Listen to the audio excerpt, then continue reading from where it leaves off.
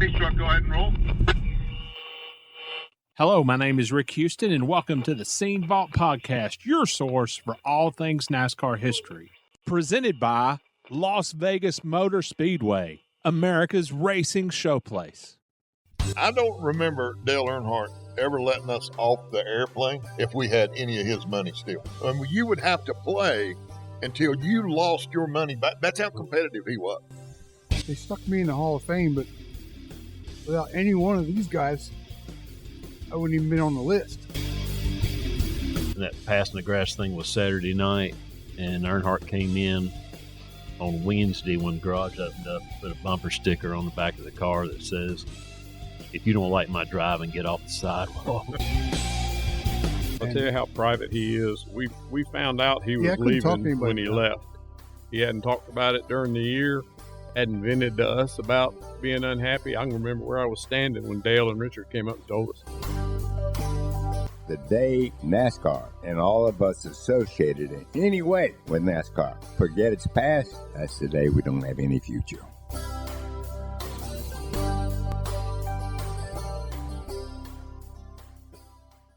Hello, everyone. I'm Steve Wade.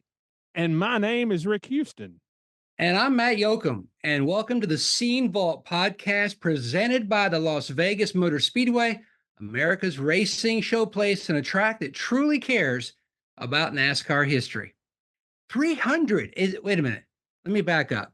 Yeah, this is the 300th show. I mean, number one, who did you guys pay off so that you guys could actually be together to do 300 shows? Because you guys are trouble. The stories that you guys bring up, and I've watched a number of them, and I'll tell you, as a fan of the podcast, I love the passion and respect that you guys have for the sport, but also that the sport has for you.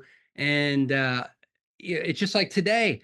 Oh my God. I mean, think about it. You go back through all the history of NASCAR racing and you look at the famous pit crew. I don't think anybody, you look at the Wood brothers in their era, but then you look into that 80s and the Flying Aces from RCR, those boys are going to be on today. I mean, this is going to be, if you're going to have a 300 show, you got to have big stuff, and you guys have big stuff. Matt, thank you for that. I appreciate that. But I mean, what better team to focus on for episode 300 than Richard Childress Racing and Dale Earnhardt's Flying Aces / Junkyard Dogs pit crew. And this week we do have crew chief Kirk Shelmerdine, a member of the NASCAR Hall of Fame. We've got Chocolate Myers on board.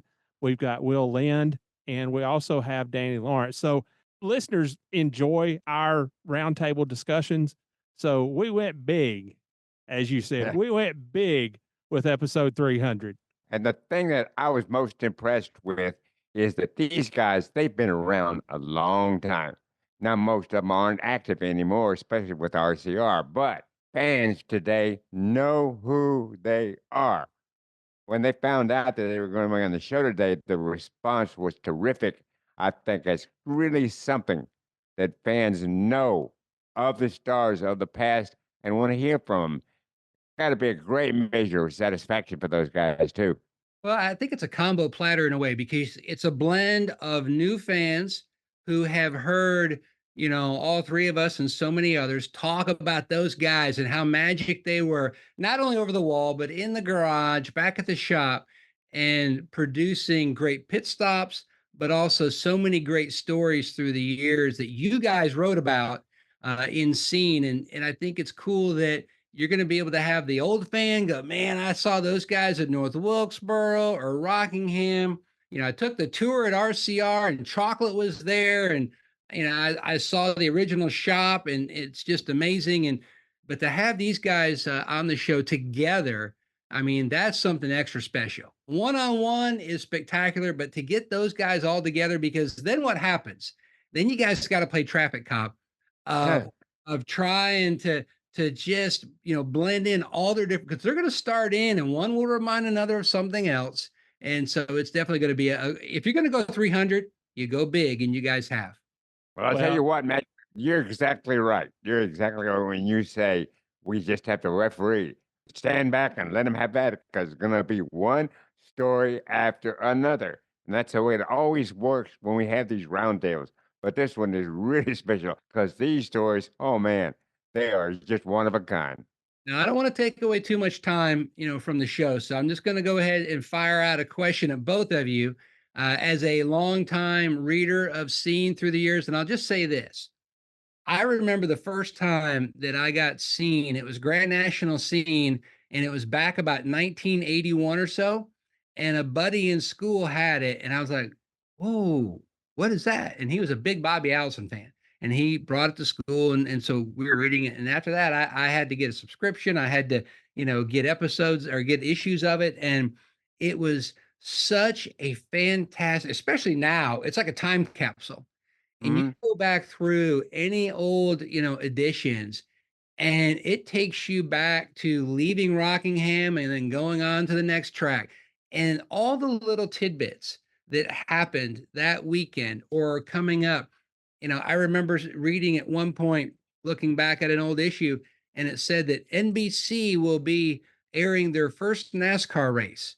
And it wasn't, 1999 or 2000. It was back in the early 80s, 81 or 82. They were gonna air something. And I just think that is such a great element for the historical aspect of the sport, because so much stuff is lost to time because there's only so much time to talk about history. And, you go through and you see Richard Petty or you see Dale Inman, and Dale Inman, I go, oh my God. I remember talking with Eddie Wood and Inman one morning at Michigan, and Inman goes, oh my God, the Wood Brothers car. That thing was fast, but if it ever hit Lake Lloyd, that thing would sink. Eddie goes, yeah, and your all's car would float because it was so tight and everything else, but they both were winners. And those are the kind of little moments that you would get, especially the back page with the photos and just so many, neat things. As a fan, I certainly loved about Scene and love what you guys are doing. So real quick, from episode 1 to 299, what has been your favorite moment? Go ahead, Rick. Holy cow, man.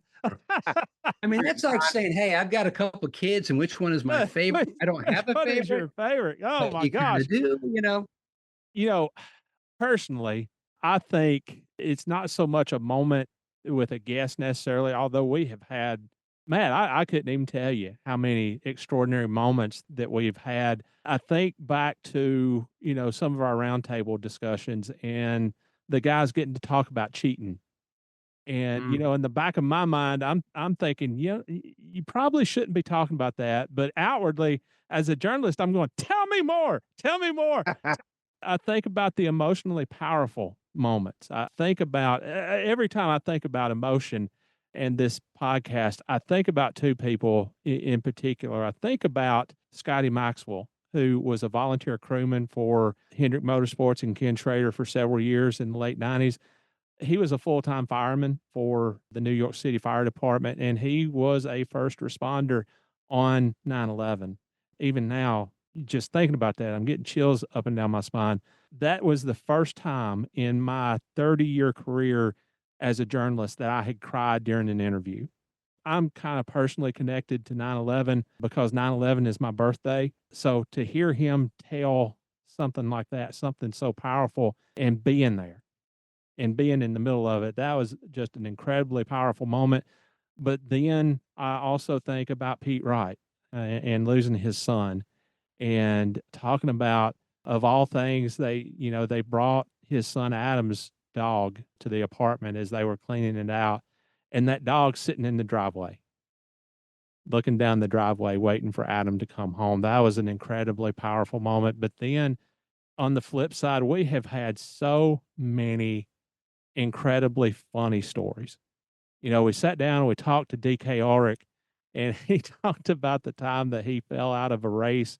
I believe it was at Riverside on a road course, and he was trying to fix the car himself.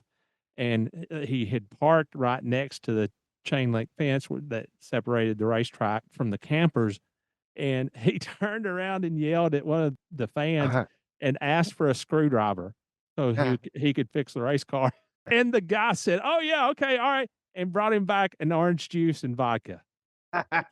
It's just evidently a screwdriver drink. I don't know about such things, but I think about those kinds of stories and those kinds of memories. And, I remember Michael McSwain talking about getting so upset at a NASCAR official and, only Michael McSwain fatback can experience something like this. He was just railing on the official. And then he went back to the top of the pit box, and then Ricky made the pass and got what he needed back.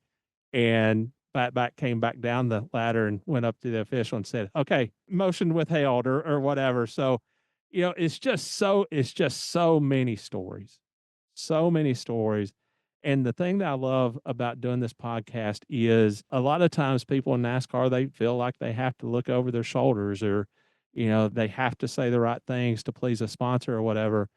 Most of the guys that we talk to aren't connected to the sport anymore, so they don't feel that pressure to censor themselves. No, they don't. We don't get too awfully graphic, so we don't have a lot of those kinds of stories, but we do get as close to the truth and as close to what it really was like to be in the sport.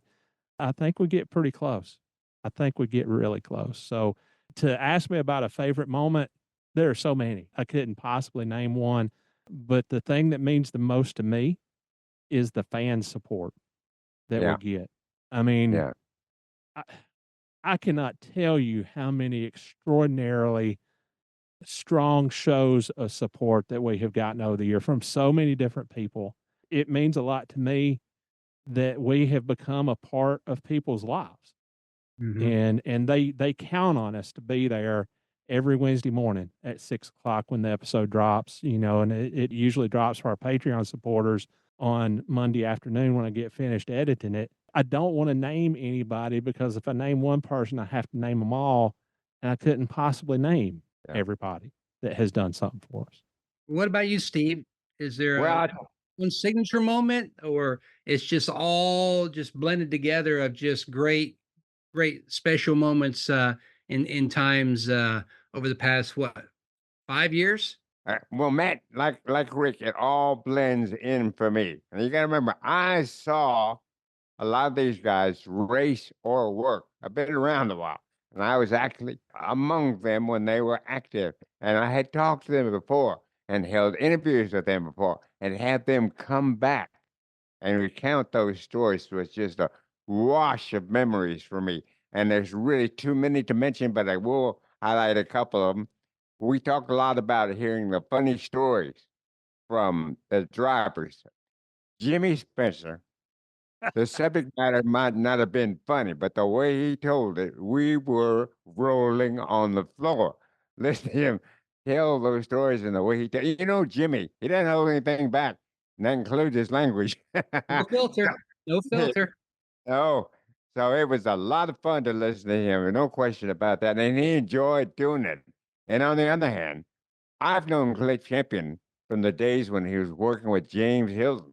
As a matter of fact, he came to my door at the motel one night. "What are you doing here?" He said, "James said you and Tom were having trouble with your company car, and I'm here to fix it." He was all dressed up to go out on a date or dinner or something, and he stopped by our motel room to help us fix the car, which fortunately we didn't need. But later on, years later, when Rick and I talked to him, it was the same great stories from him, and we got up to leave. Actually got up and turned away to leave, and he said, "Wait a minute, don't y'all want to hear something else?" And he told a story about his mental problems, his depression, and how he kept telling people, if somebody doesn't do something, I'm going to get away with doing myself away. I'm going to end it. And somebody did. He got the help he needed. He told that whole story on tape for us without any hesitation. And I had never, all those years I knew him, I never suspected he had that kind of a problem, and he got over it. I thought that was terrific. And the last bit I want to say, I want to give Rick a hearty pat on the back here. L.W. Wright, what he did there to track that man down, to find a time and find a place to have more than one interview with him and get in detail that Talladega story, which has become the D.B. Cooper story of NASCAR. That was a masterpiece of journalistic enterprise.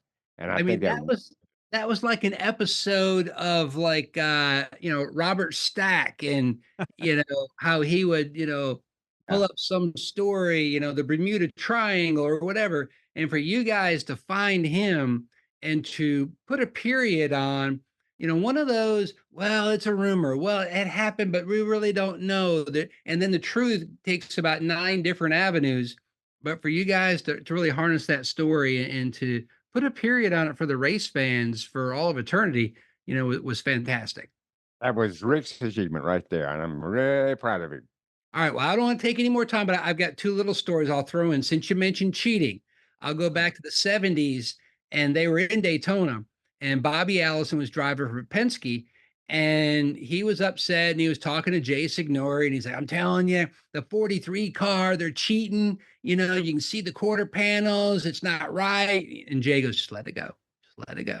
And he goes, Junior Johnson, his bumper, I'm telling you right now, that they're cheating. That's not, this and that. It's just, and it tearing him up. Day 2, he is still spun out. And Jay kept saying, because Jay was the team manager at Penske Racing, the general manager at the time. He's like, let it go. Just let it go. And then in the afternoon, he comes back and Bobby goes, well, I'll tell you, I feel much better now. He goes, why is it? He goes, well, I went over and I talked to Bill Gasaway, who was the, vice president of competition for NASCAR, and Dick Beatty. And I told them, Petty's quarter panels are not right. They're cheating. And Junior Johnson's car, the bumper, wasn't right. And they said, all right, Bobby, you know what? We're glad you pointed this out, because we're going to go over there and we're going to make them fix their stuff before they go out on the racetrack. He goes, all right, that sounds great. But in the meantime, you go back and you fix your front bumper. One other thing he had to fix. And Jay was just like, I told you, just let it go. And then you mentioned Fatback, and I'll go back to Homestead. And I'm pretty sure it was the race that would be Bobby Labonte's last career win. Yeah. Was it 2003? Yeah. And it was the final Winston Cup race. Yeah. Yeah. We were in a red flag situation, and Fatback goes, hey, man. Hey, goes, hey, you get a second to talk. Yeah. He goes, hey, man, need to do me a favor. He goes, I want to give a shout out to Babyback. And I said, okay. He goes, yeah, he's at home. He's not doing well. And so people are going, Babyback, well, that was his little dog. And so I did the interview, and which I did many times. We'd always throw in something little inside fun type stuff. And so then, I threw in about, hey, you're a little concerned about, baby. Oh yeah, I want to give a shout out to Babyback back home. He hadn't been feeling well, so I hope he's going to be better by the time I get home. And this and that. Well, in the meantime, his wife Deanna starts getting phone calls. People are pissed because they think Fatback and Dee have had a kid and nobody knew about it. They weren't informed on it. And she had it. No, it's our dog. So, and then one other Fatback thing, I got to tell you this. So we're at Dover. Now think back to when we were in practice and car goes out, 21 car, and all of a sudden there is more litter in turns 1 and 2. It was like a garbage truck blew the top off and stuff just started flying out, because what had happened was they backed up the tape and you could see that somebody had left their notebook on the deck lid of the 21 car. So the booth, they go, yep, Fatback McSwain's notes are all over turns 1 and 2. And I go, Fatback, I said, are those your notes? He goes, no, that's the tire guy. And I said, all right. So I passed it on. I said, hey, just so you know, it's the tire guy's note there. It sounds much better if we say it's Fatback's. And then after practice, Fatback, dude, man, help me out. He goes, my phone's blowing up. Everybody thinks my notes are down in turns 1 and 2, and they're all busted on me.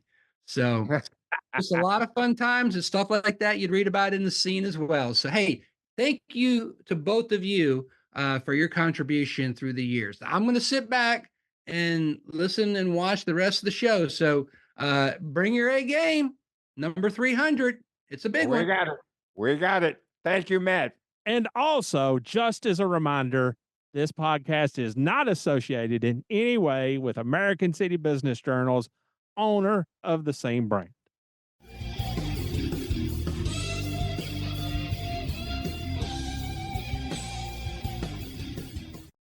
Well, just to get started with, go ahead and introduce yourselves and tell what you did on the pit crew and in the shop.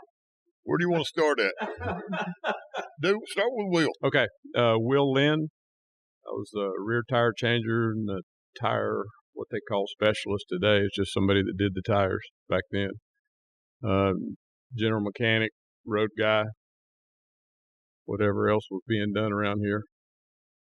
Yeah, Chocolate Myers. I was a fuel guy for a long time there on that 3-car. Road crew guy. We had full time, we had part time, and we had all the time. All three of us guys were on all the time. Danny Lawrence, I was the engine tuner back in the day. I handed the second can to Chocolate during the pit stops. Looked after the engine stuff.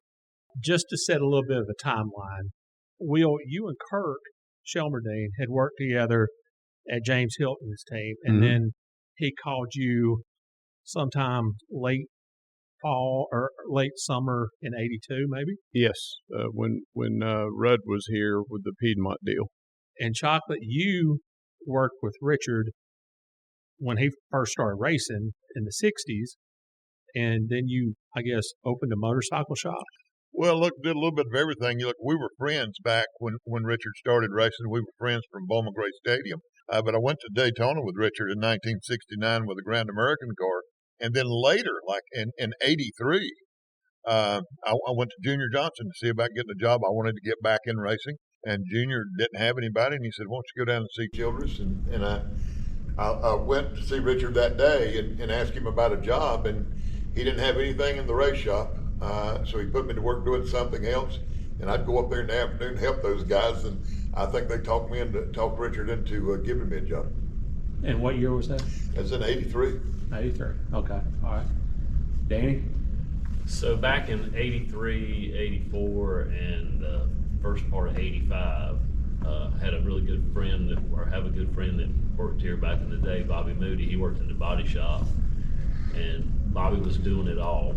And I'd come in at nighttime and help Bobby in the body shop. It was a lot to do.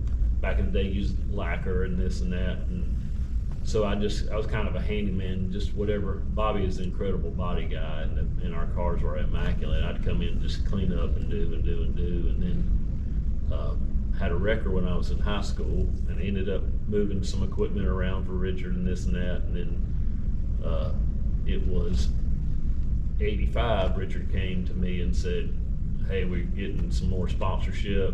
We just built a new engine shop. Got a bunch of engines and a bunch of stuff to clean up and tear down. And he hired me to go in the engine shop to help clean everything up. And back then we had 3 guys in the engine shop, and I was the 4th. So I actually started in 85, middle of September of 85. Okay. In the engine shop. All right. All this happened. 82, 83, 84, long that. All of you guys came on board at that time period. You lasted for the rest of the Earnhardt era and beyond. Why? Because crewmen, they're like other people. They see something better, they move on. They don't normally stay any one place as long as you 3 guys did. What was the difference? I can answer that. So we had a bond that was incredible. We'd go to the racetrack, and when it was time to work on that race car, everybody took responsibility for each part of the car. We put our heads down, and Will wasn't just a tire changer. He did the tires and measured every tire, and he handled the brakes. And when we changed engines, he would dive in. Chocolate, he changed more gears than probably anybody. He did all the gears, and David Smith was our car chief, and Kirk would come in, and him and Dale would relate really good to each other. But when we were racing, we were strictly business. We had a lot of fun when we weren't racing or we weren't at the racetrack, but everybody took it on their own. I don't think anybody ever told us when we had to be there or this or that. It was very serious, and a lot of the other teams were there. They didn't have the dedication and the heart that we had. And if something happened and it was your area, I can remember an alternator issue at Atlanta one time that cost us the race. We all took it hard. It was serious. It was very serious business.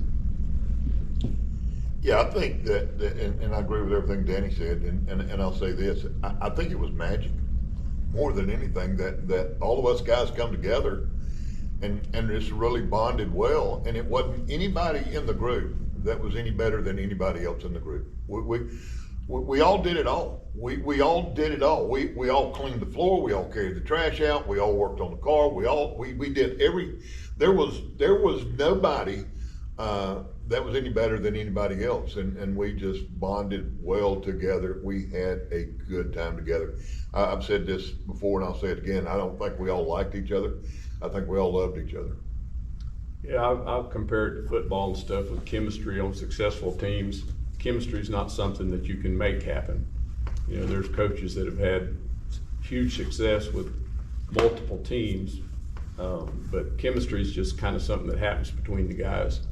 And didn't even realize it when it was happening until, you know, years later when you look back on it. It's like there was times when if I hadn't been faster than him, he'd have killed me, but I was quick enough to get away from him. And, you know, because we'd worked so many hours, just like a family, eventually you'd fight with each other about something. But didn't really realize how good it was till it was all over, you know.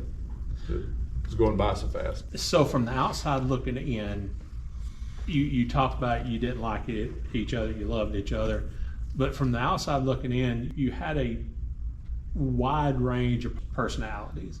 Mm-hmm. From the outside looking in, I guess Chocolate was the Hell's Angel.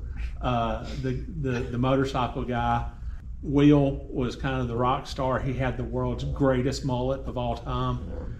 You had David Smith, who, I mean, that dude was squeaky clean. Yeah. And then, you know, you had other folks coming and going.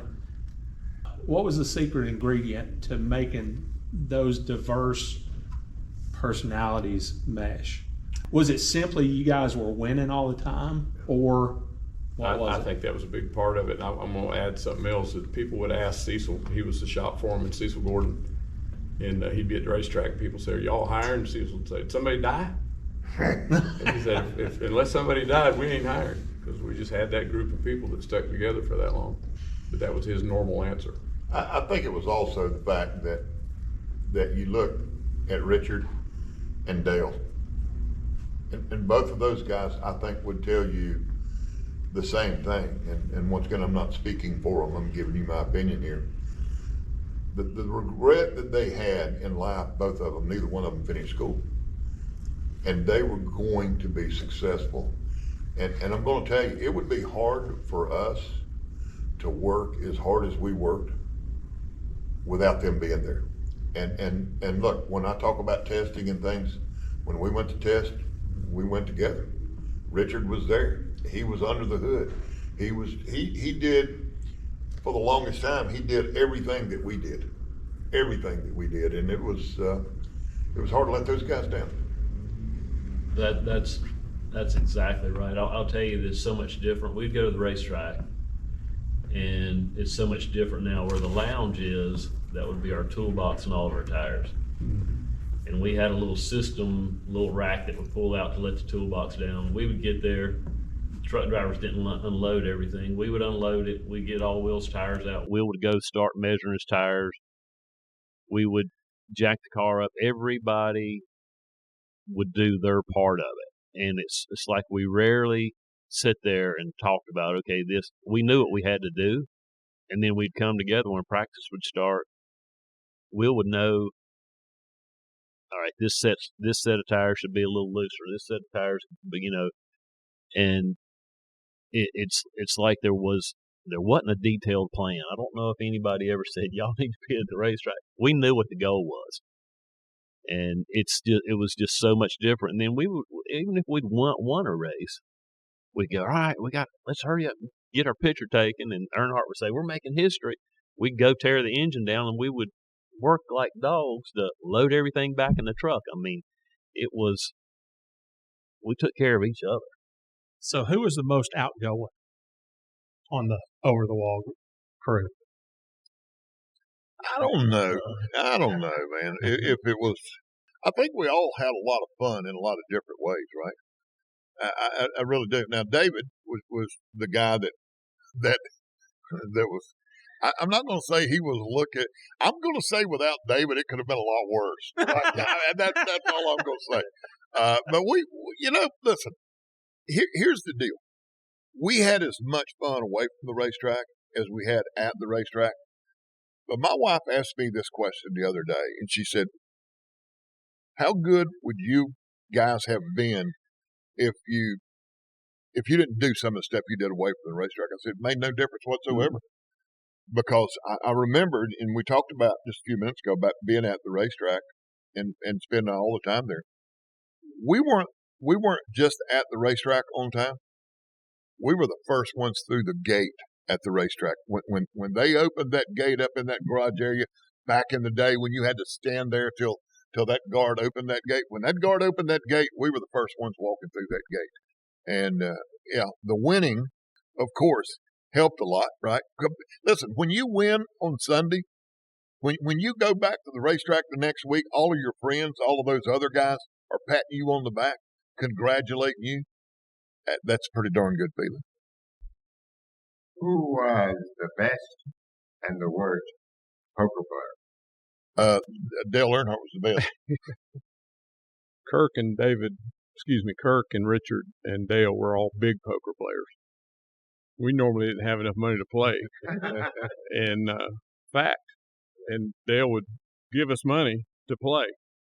And if you won extra, he let you keep it or something. But just to get more people in the game, he would, like, they're betting 20, 100 on the side, and we're like, I only brought 20 with me for 3 days. Yeah, listen, I don't remember Dale Earnhardt ever letting us off the airplane. No. If we had any of his money still. No. You would have to play until you lost your money back. That's how competitive he was. Or how bad the weather was. If the weather was bad, you just held the cards from flying around in the plane. And I didn't even like poker. I mean, I played it, but, they were obsessed with it.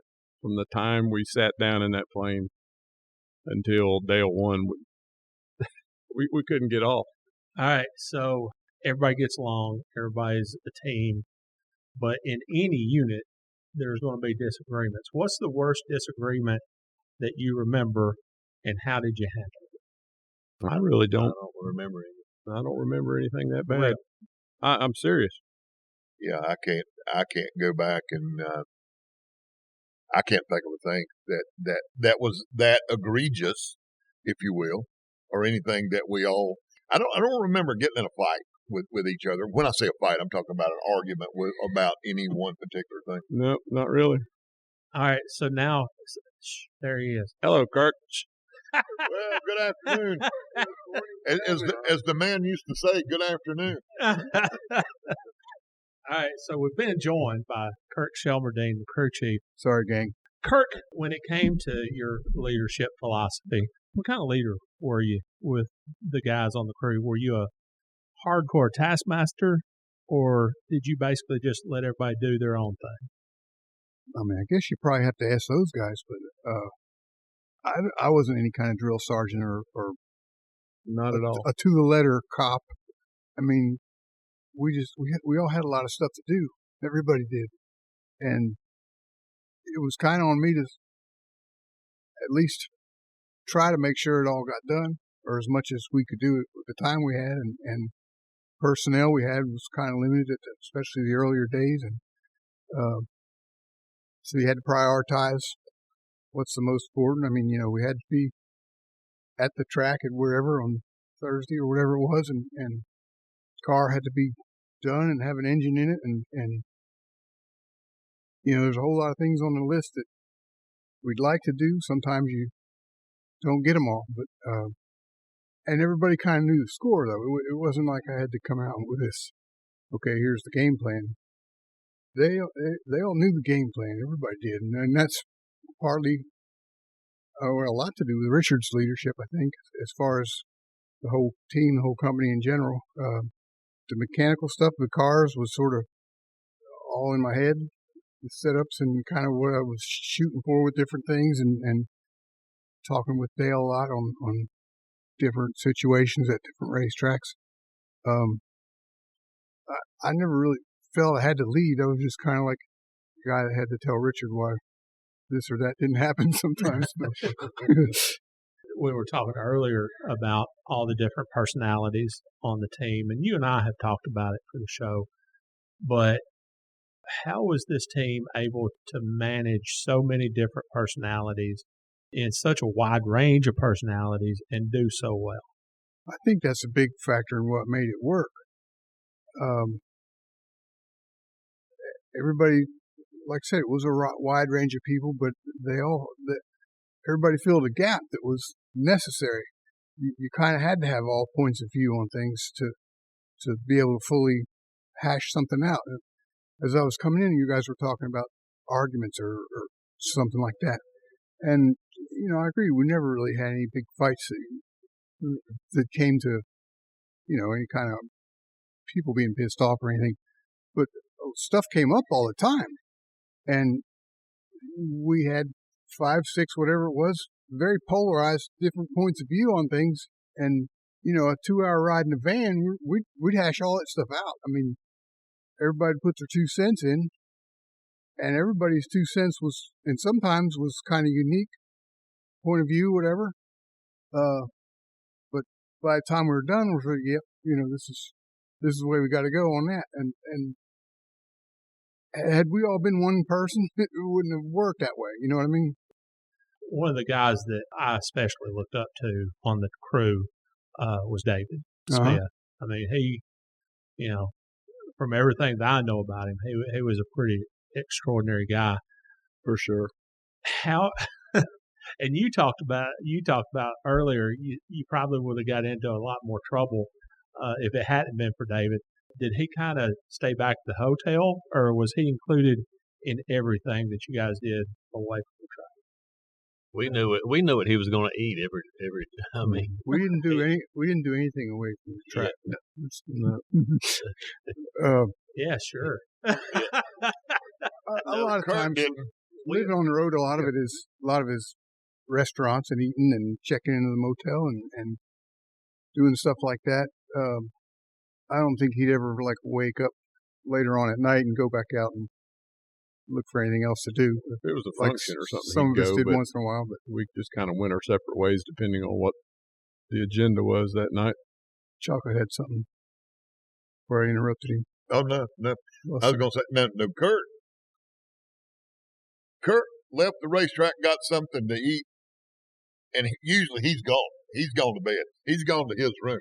David, he would hang around, but then, usually we'd lose David, and then it would be me and Danny and Will, till whatever. Oh, do tell. We had fun. That's for sure. Yeah, Will told me one time your very, very best suit's not as good as that Goodwrench uniform you got on. It'll get you in anywhere you want to go. Danny would want to leave the racetrack. We're banned from a few places, too. We'd stop at a bar or something like that. Danny would say, I got to go back and take a shower and change clothes. I'm like, you might want to wear that Wrangler shirt. You'll have way more fun. Yeah, we had a lot of team meetings that were in uniform. You mentioned the fact that he liked to eat the same thing everywhere he went. Yeah, so we'd go eat breakfast, and we knew what he was going to eat. I mean, he would eat the Daily Double in Daytona, and he would have a tour of Italy when we went he to just liked to eat. Garden. At he's Olive a big Garden. old boy, and he worked hard all the time. He was hungry. We knew what everybody wanted, and Chocolate would be asleep in the van. Yeah. Kirk and I'd get a cup of coffee or something. That'd be about it. David eat a 3-course meal for breakfast. We could eat at 11 o'clock at night, and at 6 o'clock in the morning, David would want to go eat breakfast. He'd be talking about breakfast when you're eating dinner. Yeah. All of you were at RCR BD before Dale, correct? Yep. I think all of you were, weren't I came right Okay. when Dale. Yeah. I was not before. What was life like at RCR before Dale? You know how long ago that was? No, we had come a long way in a short time, I think, as a team. And this would be the early first few years of the 80s, I guess, and a lot of building, a lot of development with the cars. Richard had come up with this idea that turned out to be gold, like a lot of his ideas did. That we're going to build our own chassis and everything in-house. We're not going to buy a car from Banjo or somebody like that, and there's no reason we can't weld roll bars on, and then we can control our welds, we can control the materials, make our own components. It was tougher. We didn't really have that many functioning cars at the beginning, but we did a lot of development in the early 80s, and with a tiny little shop. It was before we moved to this one, and I don't know how it turned out, like how we did what we did in that 2 or 3 years, but we did. I can remember Kirk. We went testing in Daytona, went to Talladega, back and forth. They decided to build a new car, and that car came out. It was all sheet metal, and I remember you slicing it and cutting it, and the car was beautiful. And then Kirk took the Ziz wheel and like, what is he doing? Tuck this in. You remember all that? And we went back, and that car was like 3/10 quicker than anything we'd. I'm like, he got my respect on that because we went to the wind tunnel and stuff, but it was more stuff learned at the racetrack than you could ever imagine. And we also went to Daytona one time, and they made a big deal about our car going through inspection, and they called and said, if anybody wants to see the templates put on the car, come to garage stall number 1. Yeah, there was always talk about somewhere we were running really good. Oh, those guys are cheating. They got to be, or something's. And NASCAR was tired of hearing that. I mean, being sort of in the spotlight than that, we were probably closer to the rules overall than most of the other ones because we had to be. When you attract that much attention, I guess they come looking. So yeah, Dick Beatty. So we never attention. Anybody wants to see the 3 car? Go through the templates. Come to the scales now. And went right through. But we never did cheat. We never put fuel. We never soaked the tires. We never had nitrous. We never had any of that stuff. Richard had a few capital rules that were, you don't cross this line, and fuel and altering the tires. That was one of them. But there were a lot of people always say gray areas. An old guy told me, and I don't even remember who this was, but he said, boy, it ain't cheating, it's insurance. Because, we're racing for food sometimes back then, and you can't let somebody come take it from you. How are you going to hedge and make sure that, you can't leave it too close. You got to have them beat before you go, was my philosophy. You asked a minute ago how we got along that good, and just sitting here thinking about it. I think a guy that doesn't get enough credit was Dale, because I hear these guys now bitching and moaning about the pit stops and this car's a piece of you-know-what. And if he bitched, he didn't do it around us. And he must not have bitched much because it didn't come back from Richard or Kirk. If we had a bad day, got in the plane, went home, we know we were going to work on it and make it better. Didn't have many bad days. But we'd have a bad pit stop once in a while, like everybody did. I remember one time he did say, you let those guys beat you out of the pits, and Kirk came on the radio and said, stop in their pit next time. And he just laughed. I think everybody remembers that but me. I do. And once again, we were talking about getting along, and I think one of the biggest reasons was because, once again, the money wasn't in the sport anywhere near it is today, like it is today. There was one airplane, and when I say one airplane, we were fortunate to have an airplane. Richard had the airplane. Dale didn't have an airplane. So every week when we got ready to go race or test, we met right down here at this old Lexington airport, and we all got on the same plane. Dale and Teresa would meet us at the airport. We flew to the race together. We flew home together. We were as close as you could get. We knew when somebody was having a bad day or a birthday. It was that tight and that close. And people have asked me before about racing, and I've said, I think the biggest change in racing came when the money got big enough, and all of a sudden we've got a plane and the driver's got a plane, right?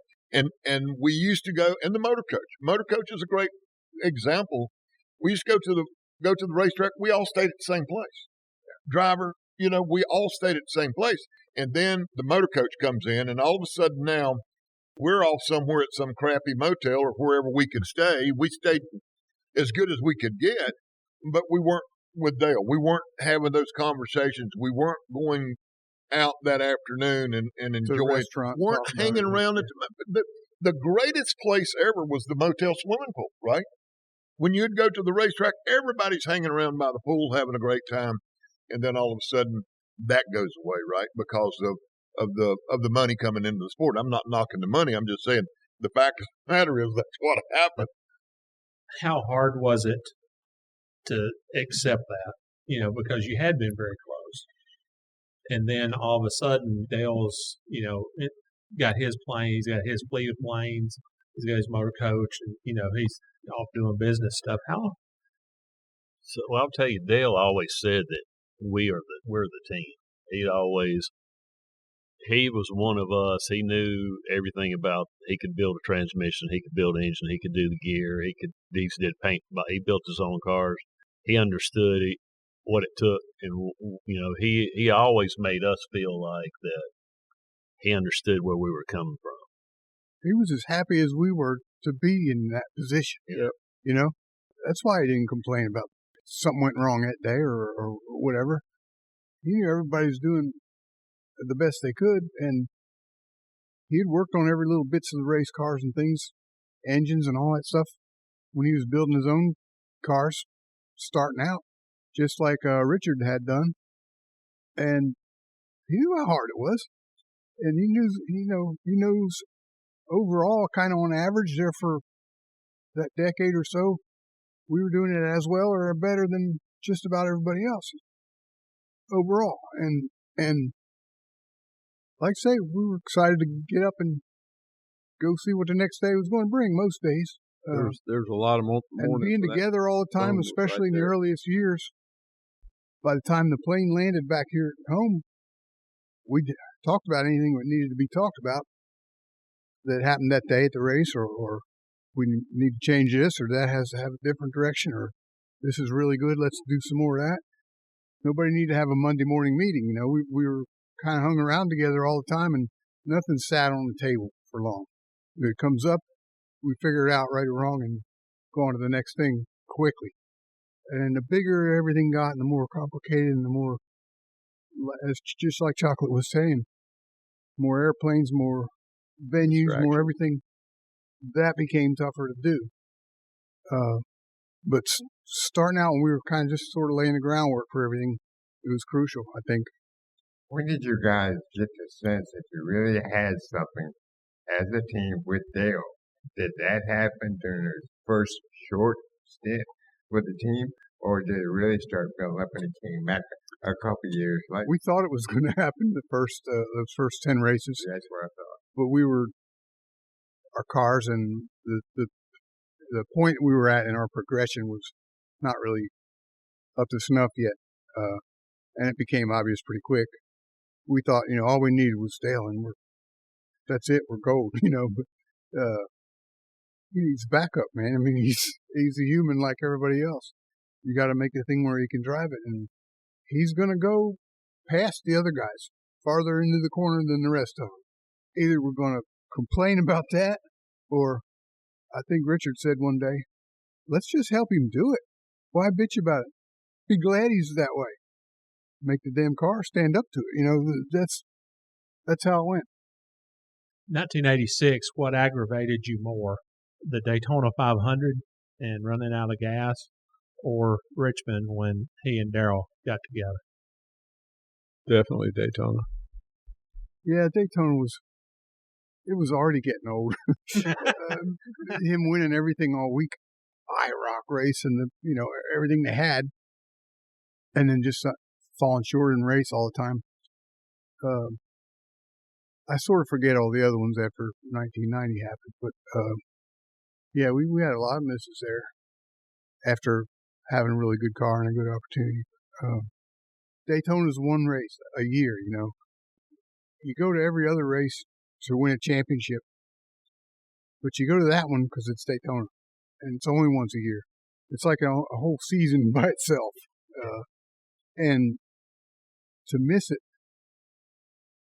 miss the mark there or something, it's a whole long year before you get another shot. It's not like, if you mess up at Rockingham or somewhere, you do a little better the next week and it's only 3 or 4 days away, you're going back at it. It's a lot that goes into just the Daytona 500, and so that makes it sting a little more. Would you have traded championships or a championship for an earlier Daytona 500? No, not me. No, but I don't think anybody would. But I want to go back to Daytona here real quick. 1984, go to Daytona, and probably carried at least 6 engines, and if I'm not mistaken, had a couple more brought down to Daytona, and go through the whole thing there, getting ready for the race. Looked like we're going to be pretty good, and of course, Saturday afternoon, last practice, happy hour, if you will, go out there and run, and come in all set, going to go through the prep for race day. And I remember them pulling the air cleaner off that car, and it was a piece of the carburetor missing, so it had to go through the engine. And we went to the truck, and the only engine that was left on that truck that we hadn't run, Rockingham, had last resort. And we put that engine. Now this is '84. This is my first time going to Daytona with them. We put that engine in that car and ran second that day. That was the Rockingham engine. Yeah, it was not. It wasn't even a restrictor type engine. And back there through the '90s, one of the things that Earnhardt won every one of the 125s. Some of those races we weren't that good at, and he's like, "Leave it to me. I'll figure it out." And man, he did every single time. We had our ups and downs there. I remember on the pre-race warm-up one year, before we even start going out of the pits to start doing the pace laps, we blew up. We blew up warming up on pit road. I don't know if it was July or in February, and this might have been real early. Couldn't have been much earlier than '84 though. They weren't all great years where we had everything covered, but that makes the great years that we had everything covered, and sometimes really covered.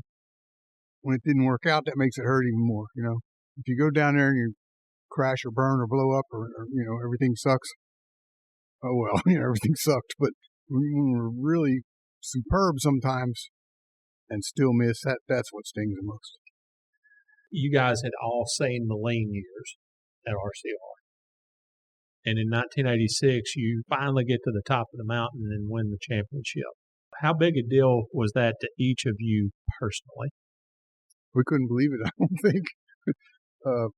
I remember David, we had this old blue Wrangler van that we drove up and down the road in, and he had the side door open the whole time, and we were hanging out all the way up 85 from Atlanta to here almost, screaming out the side door, "Woo, yeah!"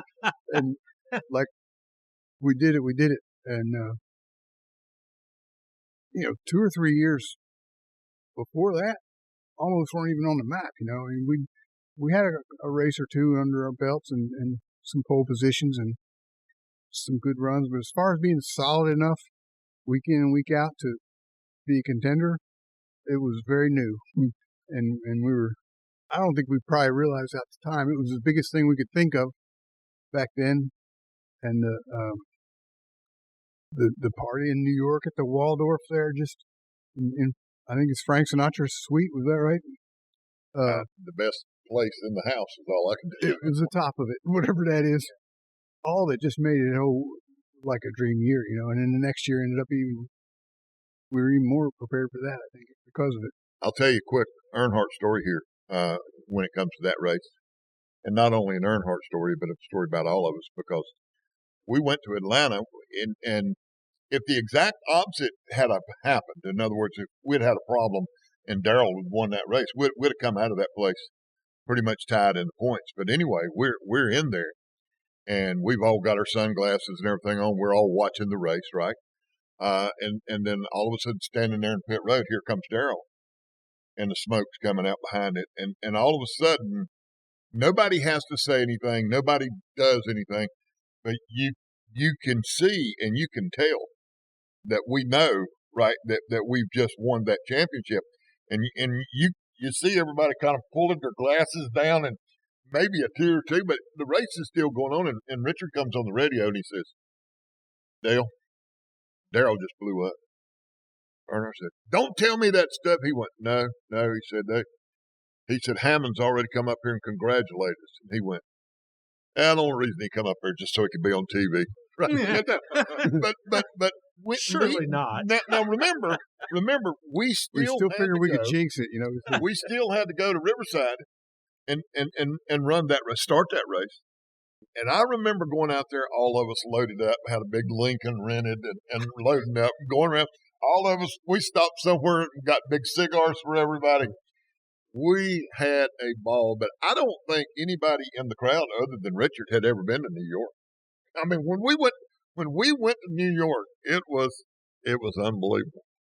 They let us in that place. Yeah. You know, like, we're going to get bounced from here. I know it. I think it was always more a relief than anything to win it. You're so wound up that when it's over, it's like you're just kind of in shock. You're awful excited, but on to the next one. To kind of have it in hand early, but there's some calculated things that could happen to knock you out of it. But to be there and like, this is ours. Damn it! Please don't let this 1 in 100 thing happen. So then, when all the tumblers go and it's clinched, and we had them clinched before the last race several times. Once at Rocky that's a feeling right there. So I'll let you know how close it was to who was going to win the championship. A lot of people have never heard this story. So we go to New York. They give Kirk and Richard and Dale their belt buckle. We hadn't got ours yet, right? But that is our trophy, right? That belt buckle. And by the way, this is at a time when people were wearing that big belt buckle. They weren't sure what we were going to do. And anyway, we were Junkyard Dogs, but so we get to Daytona, and I remember being in Daytona, and the guy from Winston, could have been any of those guys, I don't remember exactly which one, was Double D or whoever it was, comes around the corner and he's got a box in his hand. He goes, "John, look, your belt buckles are here." I'm going, dude, I'm in Daytona. I'm going to get my belt buckle. This is going to be the greatest day of my life, right? So he digs through that box, right? You got your name on the box, right? He digs through that box, and there's my belt buckle. And I pull it out and I look at it and I go, "Man, this is. And I went, "Dude, have you looked at these?" And he went, "There's nothing wrong with them, is it?" And that belt buckle, Danny Myers, Winston Cup champion, and engraved on that belt buckle is a Budweiser number 11 car on every one of them. Every one of them. So you know who they thought was going to win the championship, they got a big surprise. Do you still have That's that? part of the fun of they took them back. Besides all the competition and all the everything, part of the fun of winning stuff like that is pissing the rest of them off, messing up their plans. That was as big as anything.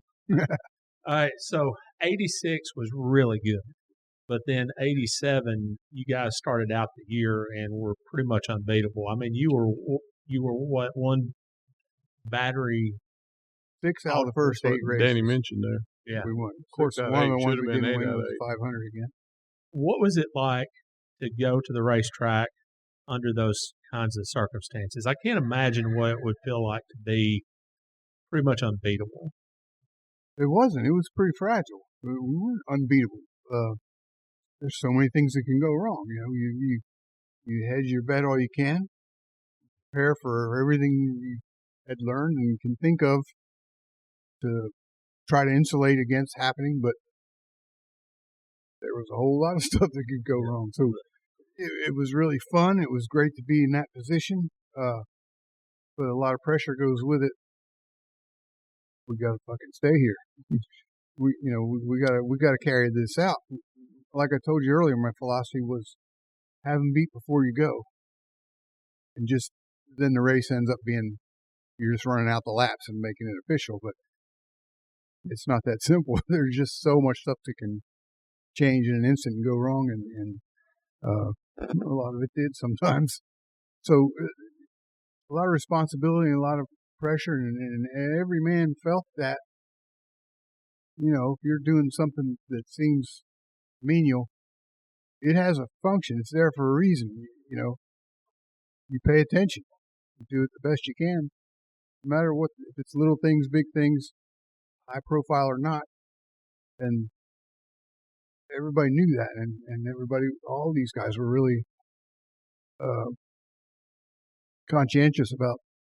We all knew how kind of awesome the responsibility was, and how fragile staying there at the peak like that would. I remember that a lot of the parts weren't near as good. I can remember a time when we had a big oil company that sponsored all of NASCAR, and they took care of us, and Will packed all the wheel bearings, and he opened up a can of wheel bearing grease, and he's like, "This wheel bearing grease, you remember that? Mm-hmm.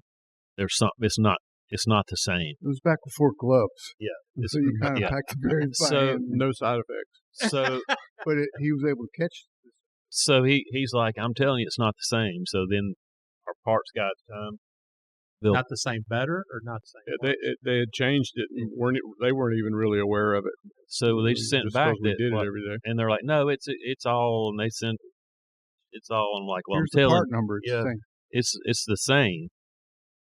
And I think we went and tested with it and started seeing issues with it. And so we had one barrel and a half in the back that we would actually catch things because the parts weren't very good back then. They weren't great. Everything was right at the edge of making it through a race, and kind of precarious at that. The oil company argued and argued and argued, and then finally they're like, "Hey, we found it's not." And Will's like, I know. Other teams saw it too at that later on. We started seeing failures, but and that was something that Kirk had nothing to do with. Will was the guy in the trench with that end of things, and he noticed something like that. He was meticulous. Everybody did the same thing. Everybody had their own job. David got a thing started with this other guy that built some different kind of jacks that were better. How about an aluminum one? Yeah. It doesn't weigh 48 pounds per wheel. Everybody was in their element and noticed stuff. There's no way one guy or a team of management could keep up with all these little things. The people that are actually doing the stuff, like I say, you got to pay attention. And that's just one instance right there where the man was paying attention. Do you think you felt the pressure to continue that kind of success more as a crew chief, or did everybody on the team feel it? I think a lot of the pressure was because of everybody else. You didn't want to let your teammate down, and we all knew how hard it was to get there, and none of us wanted to be the one that ruined it for everybody. And Earnhardt was the ultimate team player. He would pump us up. Yeah.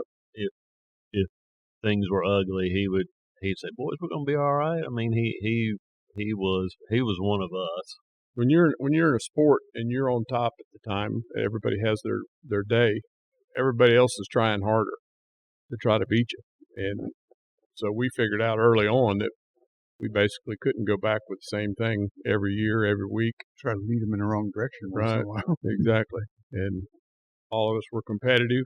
And once you get a taste of what it feels like to win races, man, it's hard to give up on that.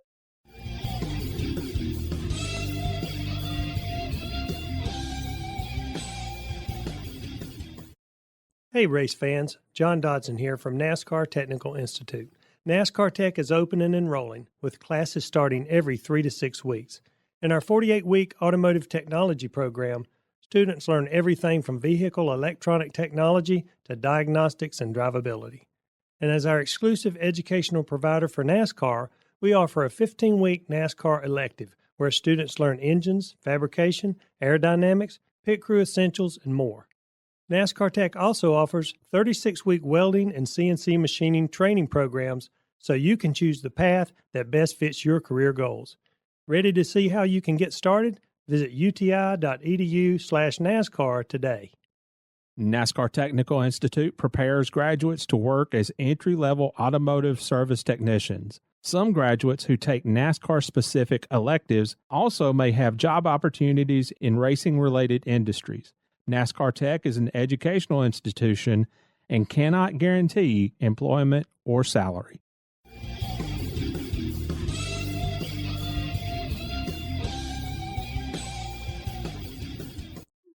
1990 Daytona 500. Okay, we all know about the bell housing and everything. Can you tell us something about that day that nobody knows? Or add to it when you found out exactly at the time that you found out what happened to them? How did you feel?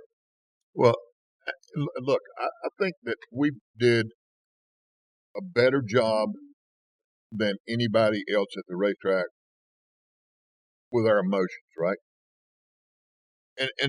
And I've said this so many times. We never carried the hats to victory lane until the race was over with, because you never knew what was going to happen. But when you have something like that happen, you got to suck it up. You can't be a hypocrite. You can't show, I don't think, how disappointed you are. Everybody knows how disappointed you are. You get ready to win Daytona, or let me rephrase that. You get ready to finish first in Daytona because you've won it about 20 times. You just hadn't been the first one, right? Trophy across the line. So, everybody was disappointed. I don't remember anything other than later on, finding out, what cut our tire, right? Didn't know that we just still had a tire went down, so later on you think but just acting like, hey, and I've said this before, a lot of people, you'll hear them today say that Daytona's just another race, right? Well, it is until you win it. Then you realize it's not just another race. So it's not quite as disappointing when you've never won it, but after you win it, you realize how big a deal it is. I'll tell you this, publicly, exactly like he said, you got to be stoic. You got to be, y'all watch out next week because we're pissed now, kind of thing. In the whole 12 years, I missed one day, sick day. It was that Monday. And like Richard, and then they were calling the house and make sure he's all right. That's how bad I felt about it. Just after we got home, you couldn't whine about things in public, but we almost lapped the field in a plate race. We had like a 40-second lead, and we were running like 49 seconds laps at one point, with like 20 laps to go in that race. And for just to unwind like that, from the absolute one extreme as far as you can get, and we really didn't finish that bad considering what all happened. But from that standpoint, for us, winning was the only thing. We ended up finishing 4th or 5th. I mean, it was a great points day for a Daytona race, but it was hard. For me, it was hard to take, because how many times can you actually be that good? And it's so hard to get to a point like that where you just got them killed. It doesn't happen next week. You can't make it happen every time, or just be too easy. It's impossible to get to that situation, and there we were. A few times we were like that, and so the swing was pretty bad. Will, I remember you telling a story about leaving the racetrack and flying over and saying, okay. Looking down at the racetrack, yeah. A Florida guy too, right? Yeah, it was I'm gonna jump ship here and go a little different before I forget it. We talked about we didn't cheat, but a good example of one of the times we were down there, and it was he did it, and Steve won't remember this, but the long template didn't go down on the trunk; it just went onto the trunk. Well, we made a car that year when the spoilers were way far back. We moved the deck lid longer, and wasn't anything illegal because there was not the template didn't go down on the deck lid. So anyway, we go down there and we're scared to death to get it through inspection. And Richard's got a terrible poker face. He's like, put a car cover on the trunk or something.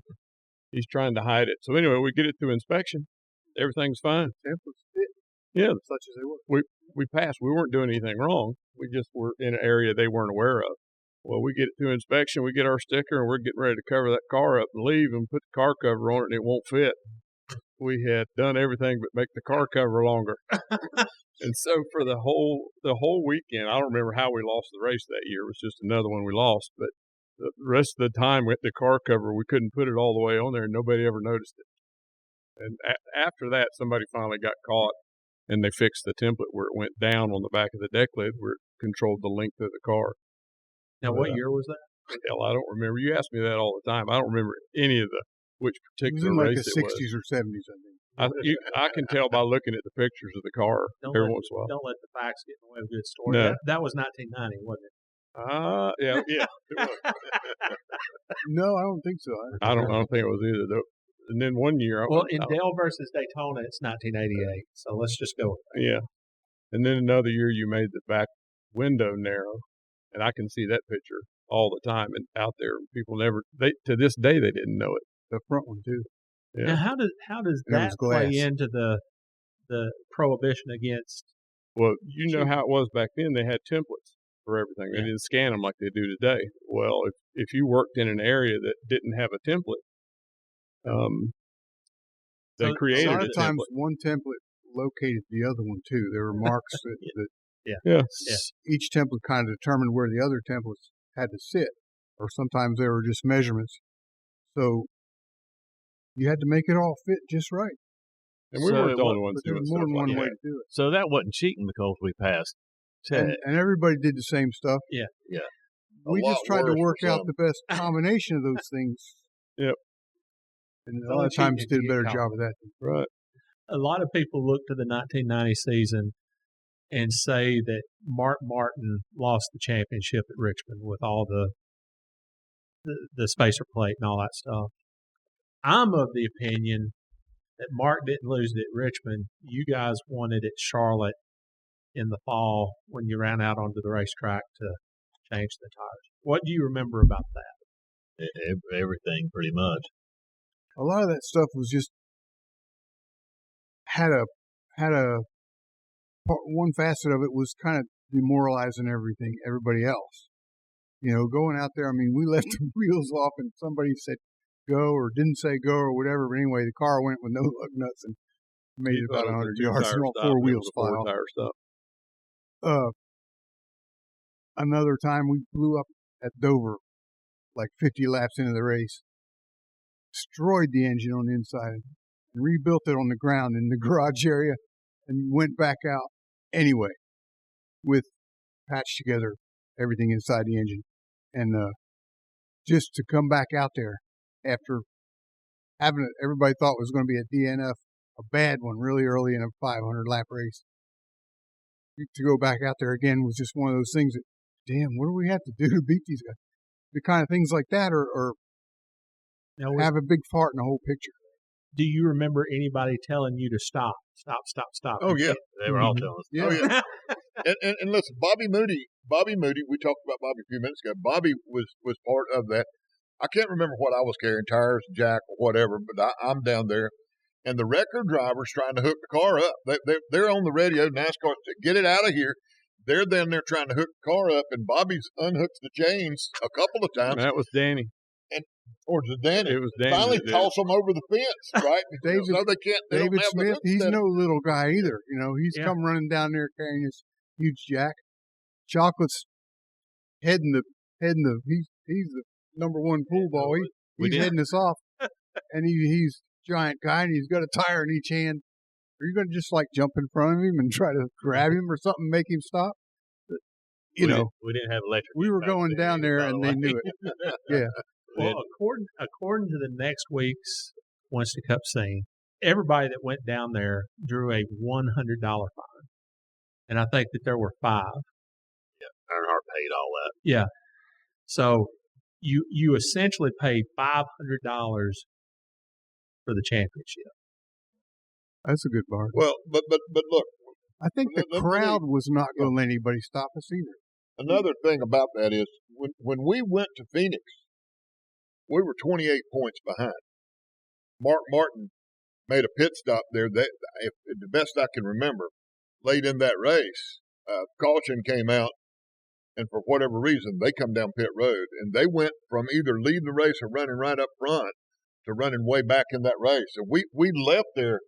I think we went in behind 20-some points, and come out of there 44 points to the good, or could have been the opposite. But when we came out of Phoenix, that race, we were racing them for a championship. And remember, they got scared and borrowed a car. Remember, Roush borrowed a car from Robert Yates to run that last engine race and here everything. in Atlanta. Yeah. They wanted to borrow the engine, but nothing would fit. And Mark didn't know how he'd never had that much power before, and it messed him up. That got me this little plaque thing from whoever was running Chevrolet at the time. I mean, the president of General Motors sent me a little plaque because the press asked me about what do you think? They got all this stuff, Robert Yates, they're going to get you. I said, it doesn't matter. It's still a Ford. Like that. It's just the only thing I could think of. The guys at GM heard that, and it was the greatest ad they could ever had, they said. That made it more fun. I didn't know I had that kind of clout, just making an offhand comment. You won championships in 86, 87, and then in 90, 91. Was there a point where winning became old hat? No. Winning was the only thing that made it work, I think. Was there ever if we could have had to do all that stuff and didn't win much or never, got to the point we got, it had fallen apart.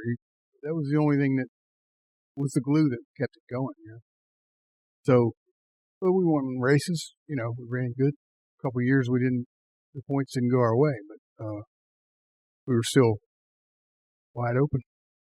Kirk, I think it was 92 when you departed. The end of season. The end of that season. And things seemed somewhat to grind to a halt, or at least slow down after you left. Well, two things. Why did you depart? Just to let everybody know. During 92, things were grinding down, at least in my opinion. I know. It was the worst season we'd had since we started. We only won one race. And that was the World 600, and it was just because Dale was so pissed off. The last 100 miles, at the 500-mile mark, we were like a 10th or 12th place car again. And he just got mad and said, I'm doing something about this. And, there was a lot of attrition back then, plus everybody gets tired. He pulled out one of those Dale things that just, he can't even muster it every day, Sometimes it just comes. And that last 100 miles, we didn't do that much to the car. He just got mad and said, we're never going to win anything if I don't win this. Here we are at Charlotte, But we weren't fast enough at all, hardly ever, no matter where we went. And I was really frustrated. But the seed had been coming. I'd been kind of dreading how things would end for a while anyway. Like you said, you're on that little pinpoint of a peak of the pyramid. Really tough to stay there. And something was going to change. And I don't know, having that bad of a year, and a lot of it was me being at a loss to figure out why. And we couldn't agree on some things, what the reason was. And we went through a lot of trial and error things, and none of them seemed to matter. And I was just like, They're paying me to put the best car out there on the track. And I got all these people behind me, and resources, and it's worked for so many years. It's not working now, and I don't know what to do. And I don't know. It wasn't fun anymore. I'll tell you how private he is. We found out he was leaving when he left. He hadn't talked about it during the year, hadn't vented to us about being unhappy. I can remember where I was standing when Dale and Richard came up and told us. Came in there to tell me, because there wasn't 5 or 6 of us out here. Didn't like they got the whole place together. And, like I said, we spent every day together. I didn't know what to do. And I did not know. He had not shared what his thoughts were with any of us, as close as we all were. He didn't bounce it off of us or tell us, or we could have talked him out of it. It was a shock. We found out he was leaving when he there and came out there and told him. And I don't know. I might have been the only one crying. But, no, it was just time. At that point, you think it's going to go on forever, but in reality, it's not. I was in my early 30s, and I'd never been out from under a race car since I was a teenager. There's a lot of kind of life out there, too, that I've wanted to. I just had a son. He was born in 1990, little Kirk, and things were different. Priorities were different. T-shirts, souvenir sales was 10 times bigger, a bigger business money-wise than winning the championship and winning every race and every bonus, the Winston, everything else you could win was almost a drop in the bucket compared to what you could make on that. Changed the focus a lot. That I'm glad you said it. We weren't cowboy, we didn't have the Wrangler and blue jeans and the tough customer anymore. We had the biggest corporation in the world at the time as our sponsor, and pretty much, we kind of had to toe the line on some things because we were in that deep of water. And just none of it was the same as it was a few years earlier. Kirk, you said something, and maybe it was just me reading into it. You said you couldn't tell anybody. Is that just your personality bottling things up? Or? Yeah, I guess. Plus, if anything gets out, especially if it's premature or something like that, it could be a disaster, We had to control every aspect we could mechanically about cars, about things, about our pit crew routines, about whatever. But you also had to control our collective persona from everybody else's points of view. We got to keep them frustrated, So, yeah, not being able to run good put a big dent in that plan too. So basically, you were just trying to keep it away from that a-hole Steve Wade at Winston Cup scene. No. You didn't talk about stuff. Yeah. Emotionally. And the difference back then, you could have shared it with getting killed all the time. That were reporters back then, and they wouldn't have shared it. The thing back then, though, Kirk had to figure the fuel mileage. He had to decide what gear we were going to run. He had the body builds, the springs, the shocks, the this and that. The crew chief had a lot of pressure on him. And the Goodwrench would show up in the corporate jet with big wheels, and they were putting out ads, GM Goodwrench ads with all kinds of TV ads, and this. It was a lot of people, a lot of corporate people looking at you. Kirk had a lot on him. Whatever move you make is wrong. Why keep doing it? Like, you don't repeat the things that are not working. And like he hated every time I try to fix something, it made it worse. Any successful crew chief ever. Probably did less interviews than any successful crew chief ever. So Kirk Shelmerdine's nickname is not Hollywood. Exactly. Just to confirm. Kirk Middle Finger Shelmerdine. You left at the end of 92. I think the rest of you stayed in the organization, but I guess you were the only one still working on pit road when Dale finally won the Daytona 500. Danny was. That was my year. I became chief engine builder. 98. Okay. My first race. All right. Were you going over the wall? I never went over the wall. I was support. I handed chocolate the gas can. Okay. I thought you. I did do.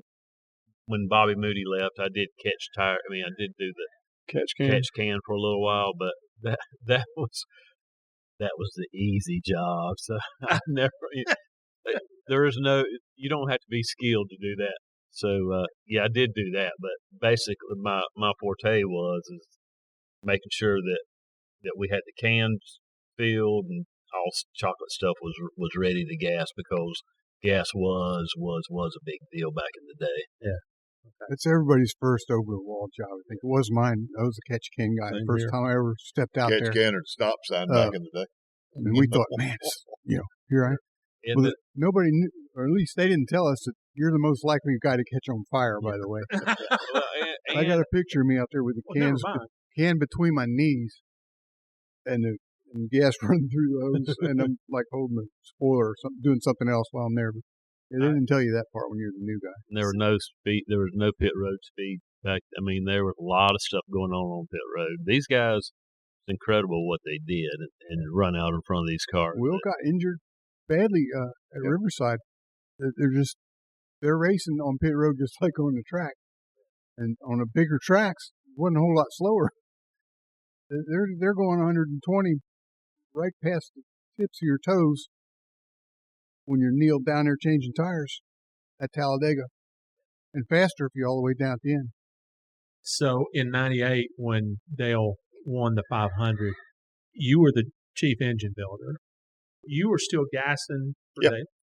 All right. Oh, yeah. Yeah, I mean, I was gassing that car, and he was on TV after the race. I remember and I've talked about this before. It was such a big deal to win that race and do all the things. But when we used to go to Daytona, we would take an extra transporter, right, or maybe a show car trailer. Maybe you had the third car in it, or maybe you just had to bring stuff back, because you went there back then, and sometimes we didn't even get our uniforms till we got there, right? And then all the corporate people would bring extra stuff. You couldn't get it all in a transporter. So we would have a third transporter down there, a second transporter, whatever. And I remember my wife and I are going to drive the transporter back. So, and this is, by the way, before everybody stayed over to do the deal the next day. I don't think anybody stayed over but Kirk and Richard and Dale. We all had to come back home. We had to be at work the next morning.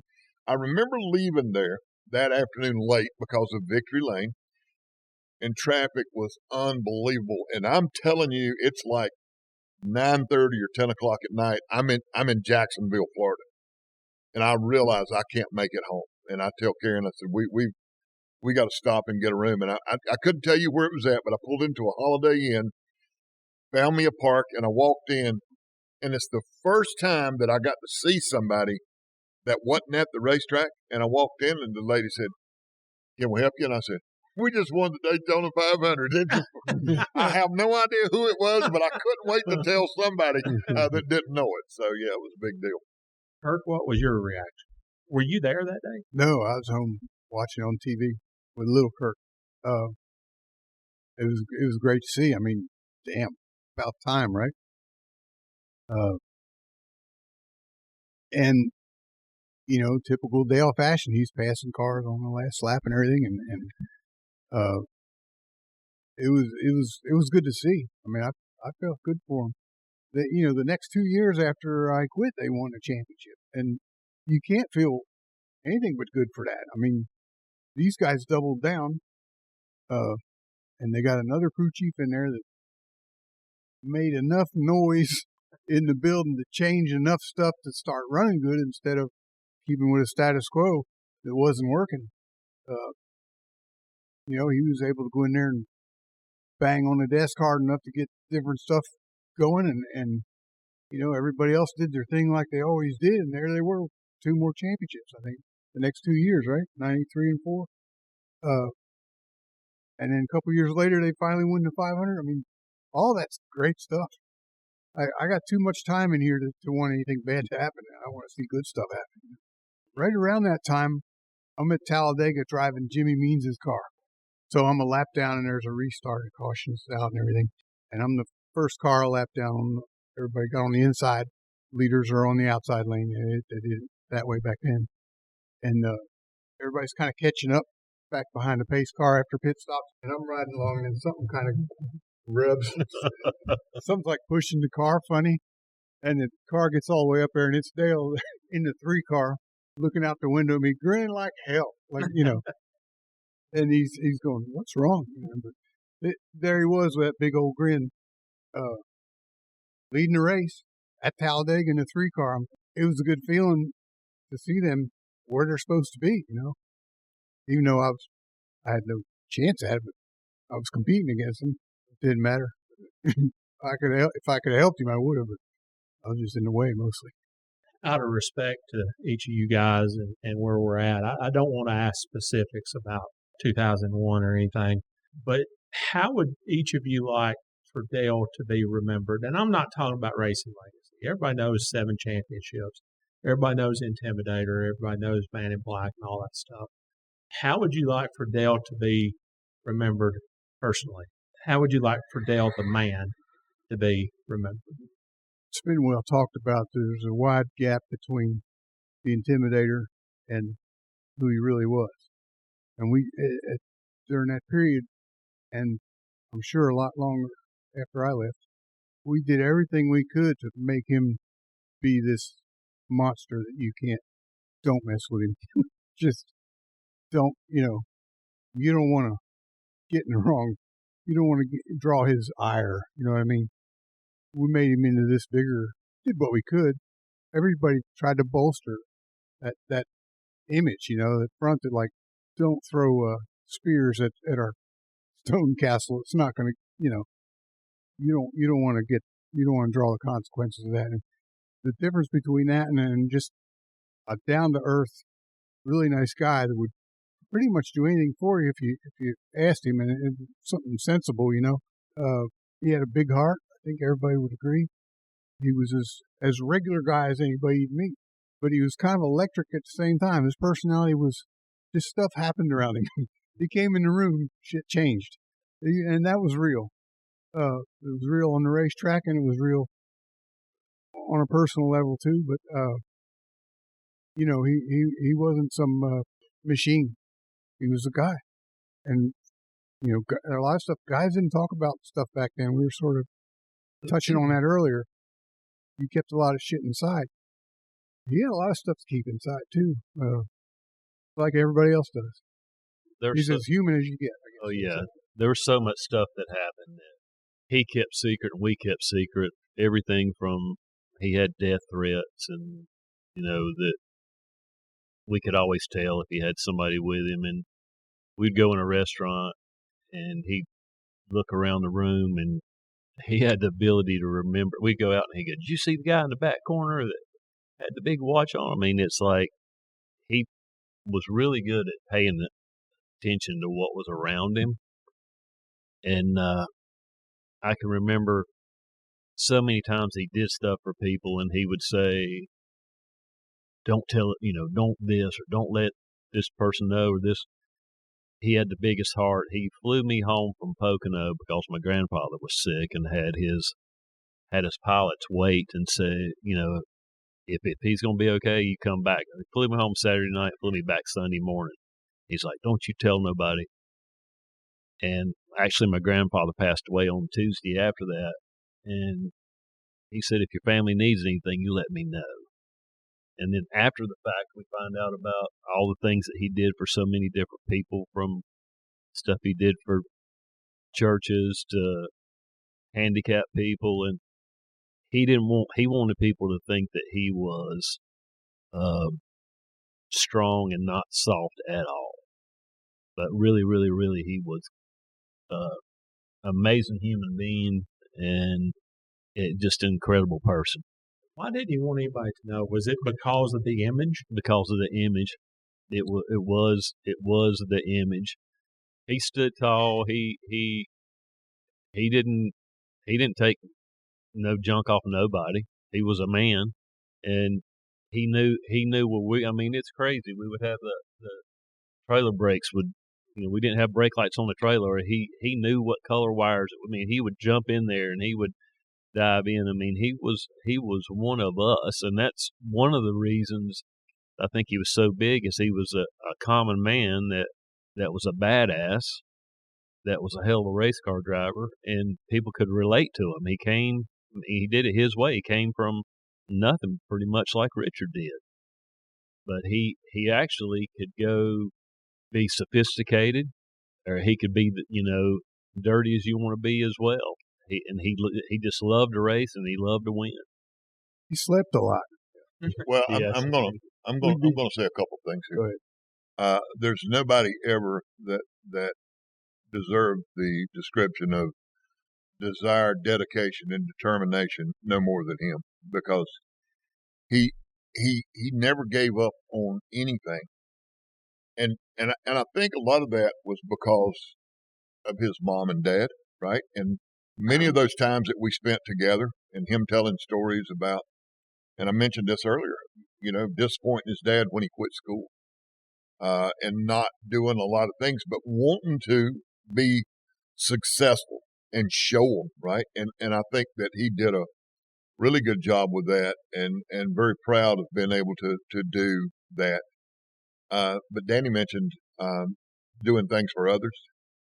When we opened this museum up, we got a call one day from the little girl that gave Dale the lucky penny, and they wanted to come visit, and I thought it was a great opportunity to get some PR for the museum. So I called the local news station, which, by the way, was my wife, to come over and do a story on a really good human interest story. Wessa and her mom were going to come over, and my wife asked all the questions about how cool it was that day to give Dale the lucky penny, won the race.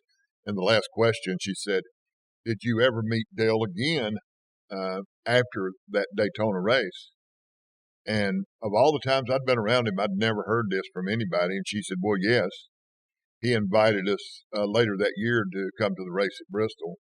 That's when he gave us the handicap van that we're still driving today." And I mean, it's like, it just shocked me. So look, we can't say enough about how great he was, and what he did, and how just one of us he was, a regular guy. I'll say this, and sometimes some people get a little bit offended when I say this, but people ask me a lot, what kind of guy was Dale Earnhardt? And I go, world's richest redneck. World's richest all the redneck. great things he did for people like that. Fanfare was never the reason. It can't be said that it was him trying to get brownie points or something. It was, he knows in his earlier life what it's like to be down and out, and his father died young. He's, penniless at times. Got kids, got a family, and like all the problems that everybody has at one point or another, he's been there too. And to be as wildly successful as he ended up being, why not help some people out? People helped me out when I was needing it. Little things, big things, whatever. I can afford it. But he never wanted to do that for what it looked like, for the optics of it. He didn't want people to know. I was saying before, he slept a lot. If we do something, even in practice for the race, it took a little while, changing gears or something that was, you're not going to go right back out, he'd be laying there in the seat, taking a nap. But when he was awake, I think Dale Earnhardt was the most awake person I ever met. When he was walking around, he was electric. It was different.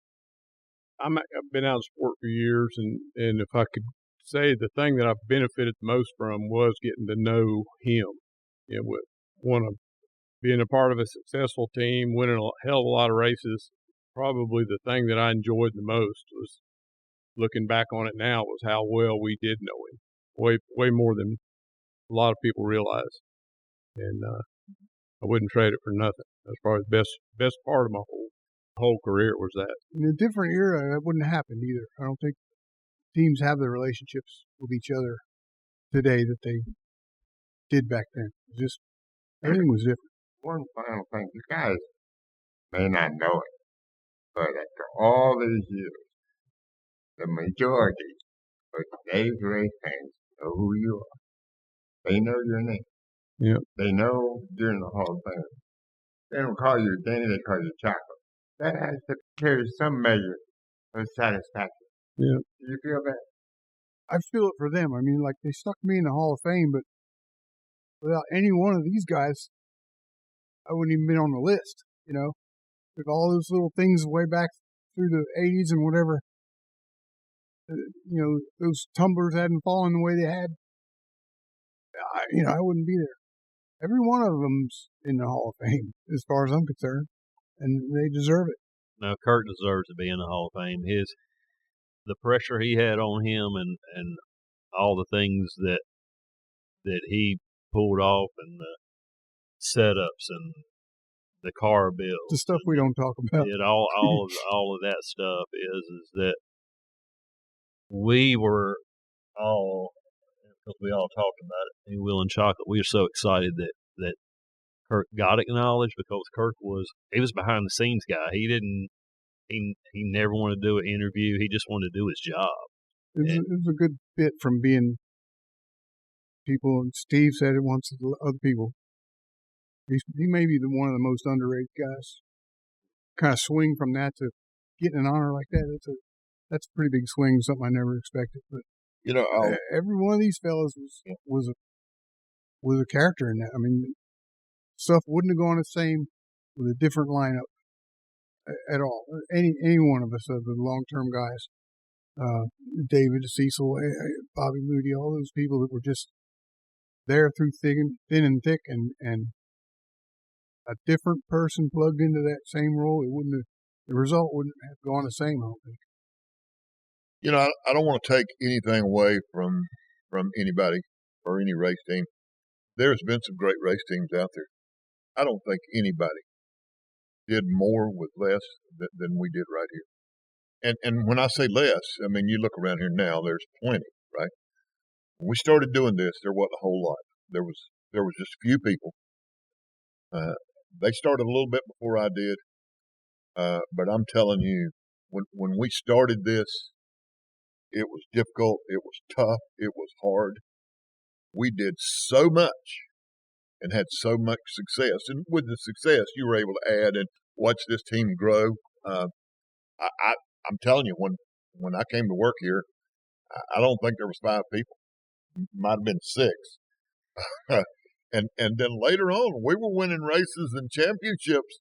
And there's some pitchers around here right now, team pitchers that don't have but 10 or 12.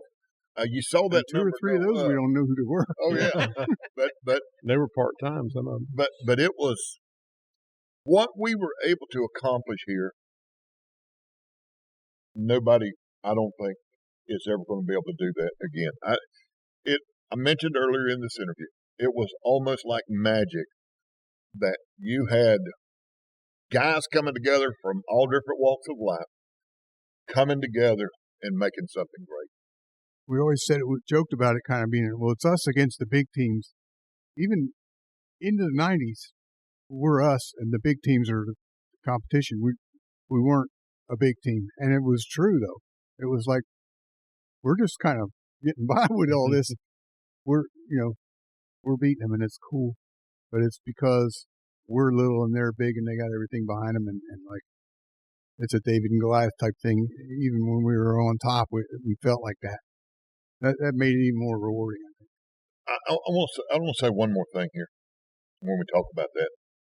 Because Dale Earnhardt had opportunities to do other things, right? You hear the stories about Junior Johnson and Rick Hendrick. I don't think it would have worked. Maybe he would have been good, but I don't think it would have worked. I think the magic also between Dale and Richard, the connection they had, and the desire, dedication, determination that they both had to make this thing work, I think that's the biggest reason it worked. They gave it all. They didn't. We didn't have success, and then all of a sudden they're like, "No, I'm not going to do that anymore. You get somebody else to do it. I'm not going to go." They both gave it all. We had some really cool things happen that people don't know about. And that passing the grass. Back then, you'd go to Charlotte and you'd run 4 laps for qualifying for the 600 on Wednesday. And that passing the grass thing was Saturday night.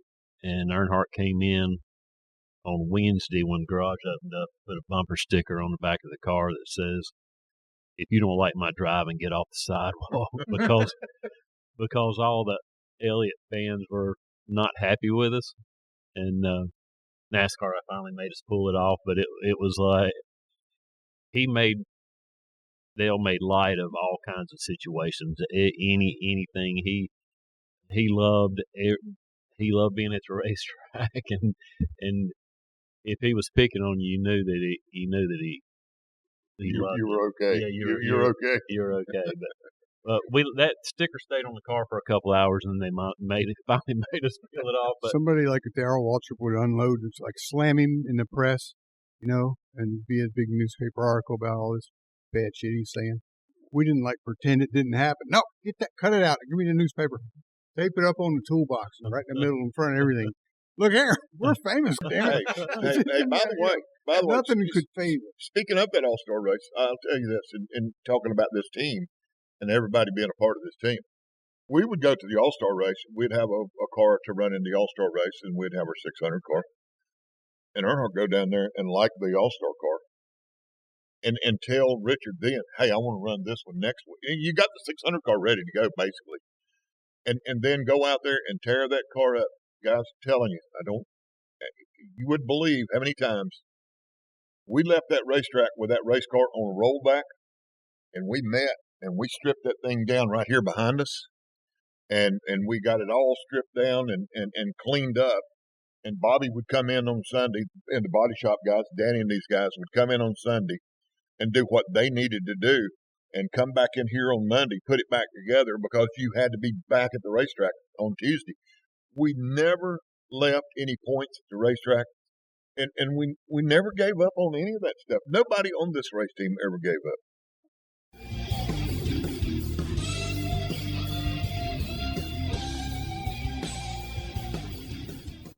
Hey, everybody, I'm Chocolate Myers, and you're listening to the Scene Vault Podcast. Hi, this is Will Lynn. You're listening to the Scene Vault Podcast. Hey, I'm Danny Lawrence, and you're listening to the Scene Vault Podcast. Hi, I'm Kirk Shelmerdine, and you're listening to the Scene Vault Podcast. Y'all be careful going home. Use your turn signal, wear your seatbelts, and get the hell out of the left lane!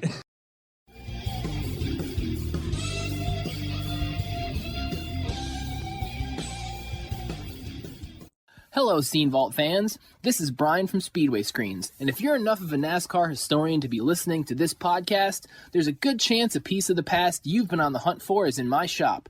I'm constantly on the hunt for apparel and collectibles from all genres and eras of motorsports, so whether it be cup cars, dirt modifieds, dragsters, or monster trucks, I've probably got something for you. Check out my inventory at speedwaytsj.etsy.com, and be sure to follow me on Instagram and Twitter at Speedway Screens for the newest items as soon as they drop, and for a peek at what I keep for my own collection. As a special thank you to listeners of this show, just enter SCENE at checkout for 10% off.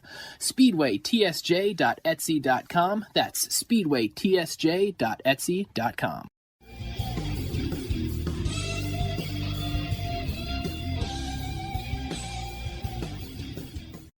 This 300th episode of the Scene Vault Podcast has been presented to you by Las Vegas Motor Speedway, America's racing showplace. Steve, for episode 300, I don't know how we top episode 300.